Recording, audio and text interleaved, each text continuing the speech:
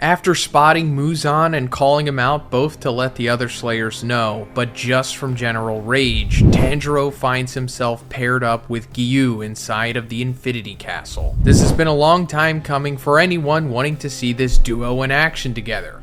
Our MC barely has time to process that he's free-falling when the room and floors all shift around him. He doesn't lose grip on his sword, thankfully, and pushes himself to focus on getting to Muzan. Also, there's the detail that he'll die if he lets himself fall straight down, but he also can't seem to grab anything. With Giyu there, though, an extra pair of hands snatches him out of the air. He flings Tanjiro to safety, but a monster is waiting behind him. There's not a single moment to let your guard down in this castle of monstrosities. When a slew come at him, Giyu and Tanjiro launch water-breathing strikes, and Giyu's quick enough to recognize which Tanjiro used, and uses one that will complement his form, and help get rid of the threats. It works so well that Tanjiro looks envious of his talent afterwards. As they go deeper into the castle, Tanjiro loses his footing again, and Giyu has to remind him to be more aware. This is not a place where he can keep constantly watching over him while avoiding danger himself. This is a hellscape of enemies, and death could be waiting at every corner. Keep in mind they haven't found Muzan's whereabouts yet. Just as the two are fully focused on finding Muzan, a crow passes and lets them know that Shinobu has lost her fight and died. Though Giyu doesn't say anything or show as much emotion as Tanjiro, you can tell he's shocked and probably upset at the news. He's also likely known and worked with her for much longer than Tanjiro has. Giyu distracts himself by wondering what the paper on the crow's body is, a paper with a symbol drawn on it. If anything, hearing the news of Shinobu's passing lights a fire under them to hurry to Muzan's location. Not to mention, they haven't come across any upper-ranked demons of their own. And, as if on cue, a thunderous smash breaks through floor after floor and reaches them from above. You guessed it, Akaza has found them. At first, Tanjiro's too shaken, still thinking about how Shinobu's gone, but after coming face to face with the one in charge of killing Rengoku, his fury kicks in, and the adrenaline helps him to avoid being instantly slaughtered. For his part, Akaza's just chilling and showing off, probably wanting his own vengeance for the scolding Muzan gave him after the Mugen Train incident. Meanwhile, Nezuko's sweating through her treatments to turn back to human, and out of commission for this battle. Usually, she'd be right on Tanjiro's back, but not since overcoming the sun and getting seen by Tamayo. Thankfully, Orokodaki's there to watch over her, just like during the Demon Slayer test period. Also, the faster Nezuko can turn back to human, the better it is for them. Then Muzan would have no way to overcome the sun. Even someone as calm as Orokodaki can't help but feel nervous under this immense pressure. What if they all get killed and Muzan comes for her next? There's no one around except retired demon slayers. On the other hand, if all goes well, they wouldn't have to see or think of a demon ever again. Orokodaki can't help but feel like it was fate that he met the siblings, and their progress has helped move things towards a brighter path.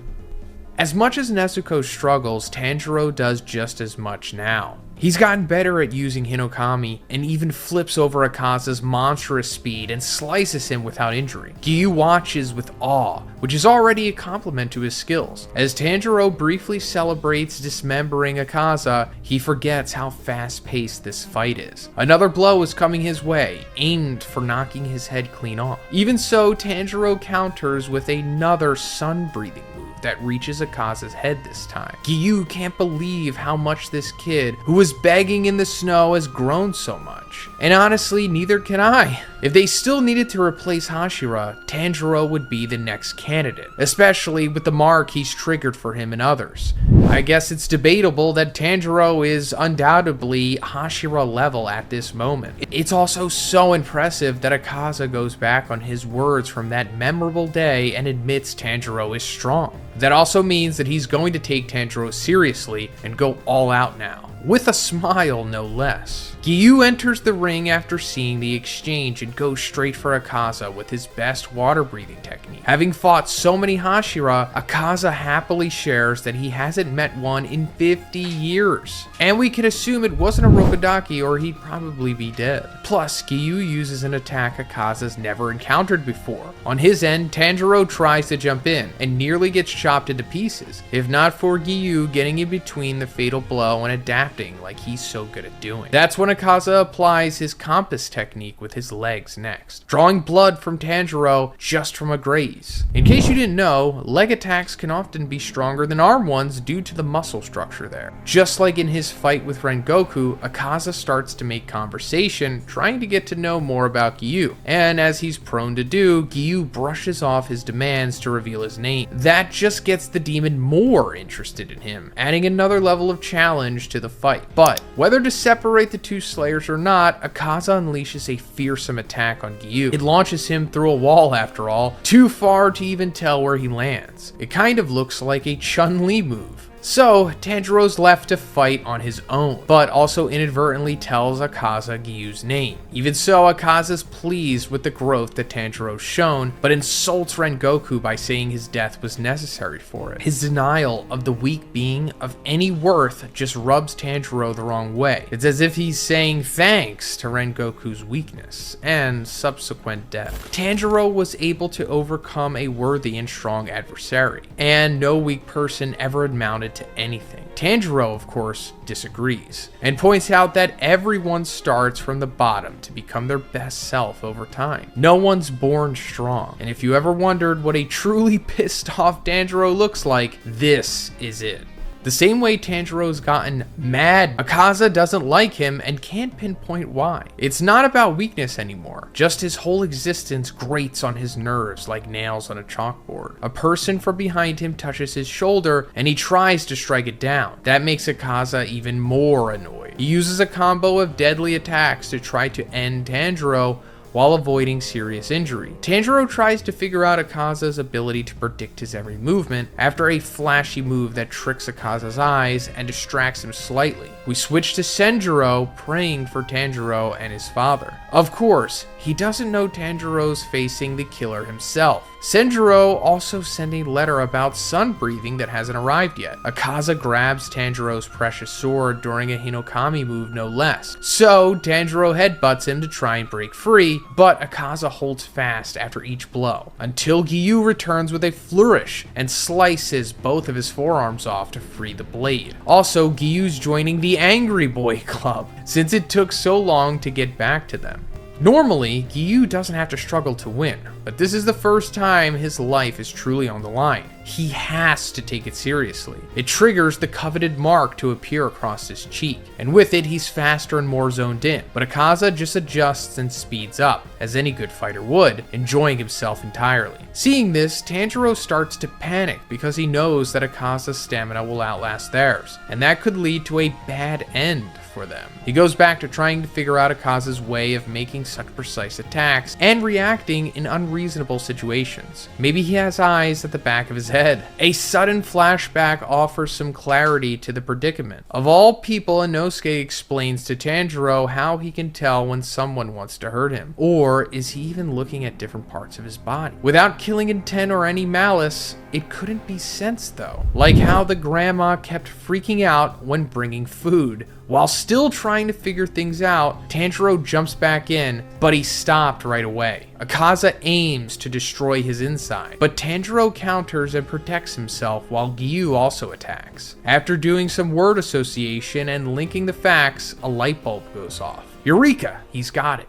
This leads into another crucial flashback to Tanjiro. Yes, Tanjiro's family had the same weird naming sense as the Rengoku one. Tanjiro compares his father to a plant, someone connected with the world in a neutral way. He was weak and gentle and able to perform the Hinokami Kagura during even the worst weather. Tanjiro remembers that useless movements make breathing more difficult, as explained by Tanjiro. With enough repetition, a person slowly becomes invisible, and then will start to get into the see-through world, In fact, just 10 days prior to Tanjiro's passing, he defended the family from a violent and hungry bear. And the way he did it? With one smooth chop of an axe. Tanjiro made sure Tanjiro was there to see it, waking him up as soon as he sensed the bear's presence. That in itself is astounding. Tanjiro understands that he instinctively copied his father's defense, and that's why he avoided being killed. In that moment, he saw through Akaza's body the same way he did when chasing Hentengu and finding his real form hidden away. Now he has to use it while Giyu keeps Akaza busy. The faster he masters it, the less they'll be injured. For this part, Giyu's trying to keep up with Akaza, but he notices that he adapts to everything and only cares about being the best fighter alive. Once he's grasped every water form, Akaza plans to end the fight since there's nothing left to surprise him. Shockingly, Akaza breaks Giyu's sword with a punch, forcing Tanjiro to speed up his own growth. Miraculously, Tanjiro gets there in time to cut off Akaza's hand before he could punch a hole through Giyu like he did to Rengoku. Honestly, they're both shocked, and the sound Tanjiro's exhaling is different too. Akaza senses that he's a major threat and he needs to be eliminated ASAP. Launching an enhanced version of his demon art, Akaza rushes in. While Tanjiro's distracted, Giyu gets a flurry of blows that he can't fully escape, pulling in Uno reverse. Akaza thinks Tanjiro's dead because he can't sense him. Giyu says nothing so Tanjiro can surprise him. But Tanjiro, the mad idiot he is, screams and alerts Akaza to his presence. Even so, he can't reach Tanjiro since he has no battle spirit to chase after. With a flaming spin, he slices off Akaza's head cleanly, finally avenging Rengoku.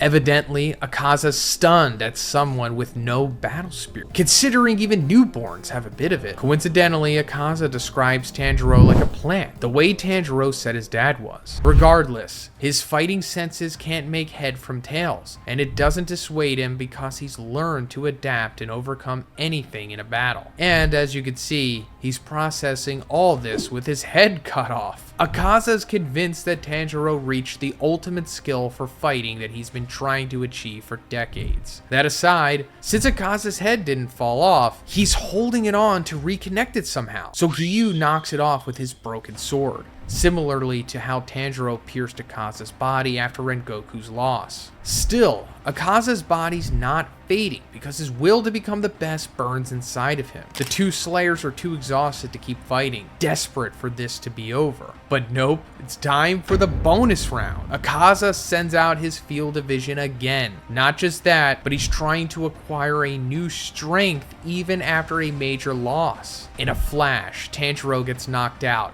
and Giyu protects him to the best of his abilities. The slash regenerates instantly, even while Akaza renews his head. No matter what, Giyu stands to defend Tanjiro, and his unbreakable will to defend reminds Akaza of his teacher from the past. They didn't use swords then, only his fists with skilled martial arts. Akaza tries to move forward to end the fight, but a girl stops him, calling out his real name, Hakuji.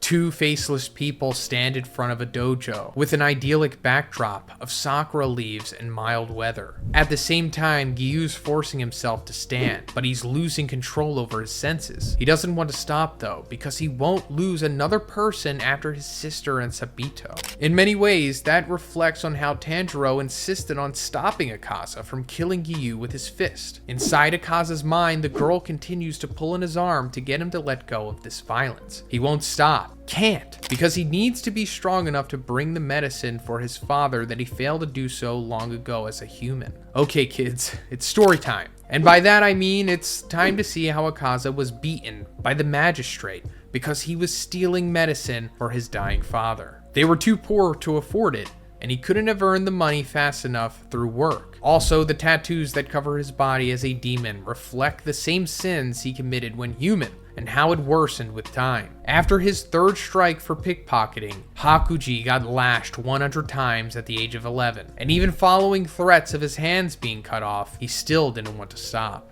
They called him a demon child for his behavior and endurance to pain. Before Hakuji even got back home, he's told his dad killed himself out of shame and feeling like a burden to him. This is the very common mindset amongst Japanese people. Hakuji's father left him a letter, but that didn't soothe the hatred he felt for society and their circumstance. That was when he became a fighter in the streets to retaliate, exiled from his original town. While brutally beating up grown men and still a child, Hakuji crosses paths with a king dojo owner. The man was smiling and unimpressed, not judgmental in the least. Already then, he probably saw something in Hakuji that he knew needed to be preserved. Angry and wild, Hakuji tried to fight him only to be taken down easily by the man. And afterwards, the man continued to praise him for how resilient he was. Keizu, the dojo owner, offered to take him as a disciple, and in exchange for a place to live and being taken care of, he had to nurse Keizu's sick daughter for him. He would also be trained by Keizu,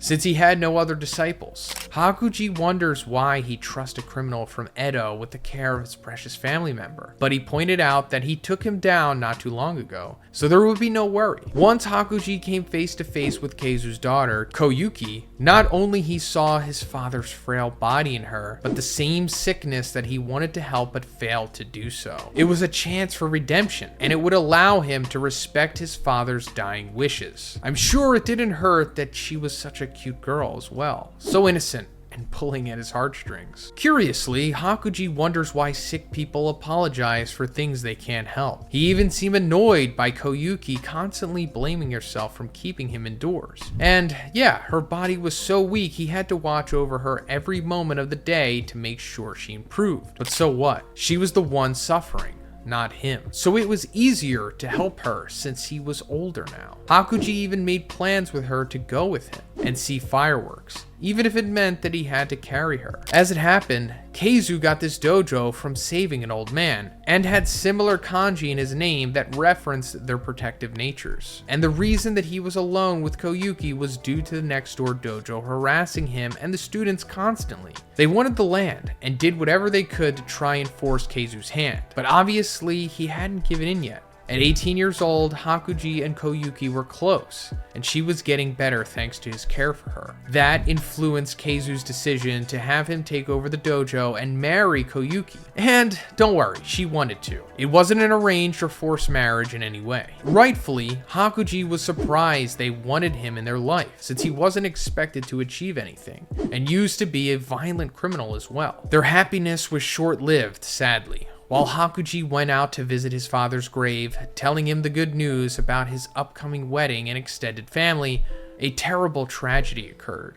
Before even being told, Hakuji sensed something was wrong as he made his way back to the dojo. He blamed himself, feeling as though every time the people he loved and needed him most, he wasn't there for them.